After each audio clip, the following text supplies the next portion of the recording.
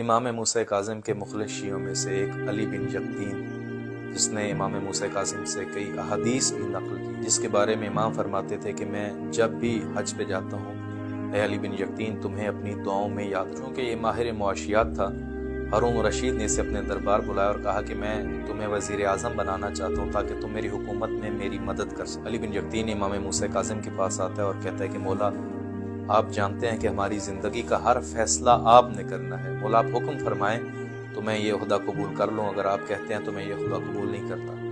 مولا نے کہا کہ یقین تم یہ عہدہ قبول کرو اور ساتھ میں تمہیں 3 خوشخبریاں سنا، اس کے بدلے تمہیں مجھ سے صرف ایک وعدہ کرنا ہے۔ پہلی خوشخبری یہ ہے کہ تمہیں کبھی تلوار سے موت نہیں آئے گی، دوسری یہ کہ تم کبھی قید خانے میں قید نہیں رہو گے، تیسری یہ کہ فقر و تنگدستی والی زندگی تمہیں نہیں ملے گی، اس کے بدلے تمہیں مجھ سے صرف ایک وعدہ کرنا ہے۔ بتائیے مولا کیا وعدہ کرو؟ کہا کہ تم جب وزیر اعظم بن جاؤ اور یہ وزارت کا عہدہ قبول کر لو، جتنا بڑا کام ہو، جتنی بڑی مصروفیت میں تم ہو، جب بھی میرا شیعہ چل کے تمہارے پاس آئے، سارے کام چھوڑ کے پہلے اس کی مدد کرو۔ امام سے وعدہ کر لیا کہ مولا میں ضرور مدد کروں گا۔ وقت گزرتا گیا، کوفہ سے ایک دفعہ صفوان جمال اپنی کوئی پریشانی لیے اس کے پاس گیا کہ میں علی بن یقطین کے پاس جاتا ہوں اور میری یہ مشکل ہے، علی بن یقطین ہی حل کر سکتا ہے۔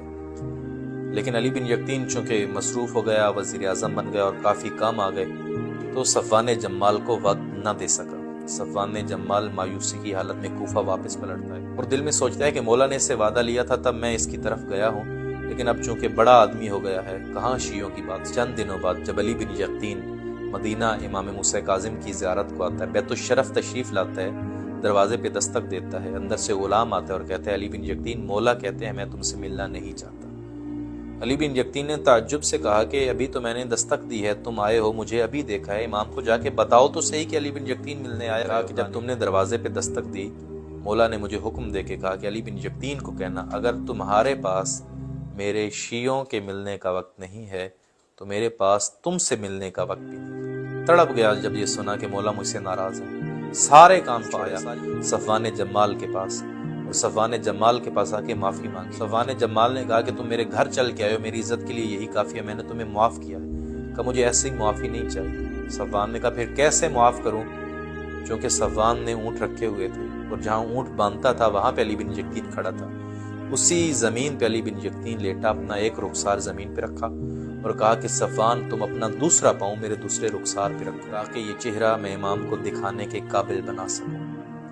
صفوان نے کہا یہ کام میرے لیے مشکل ہے، کہا تمہیں امام موسیٰ کاظم کی محبت کا واسطہ۔ صفوان نے اپنا پاؤں اس کے چہرے پہ رکھا، یہ کوفہ سے پھر مدینہ آیا، اب دروازے پہ دستک دی، پہلے غلام نے دروازہ کھولا تھا، اب خود امام نے دروازہ کھول دیا۔ علی بن یقطین کو امام کاظم نے گلے لگا، نے کہا تم نے میرے شیعہ کی اتنی مدد کی ہے، میں امام وقت تمہیں ایک اور خوشخبری سناتا ہوں، تمہاری جنت کا ضامن میں خود امام موسیٰ کاظم۔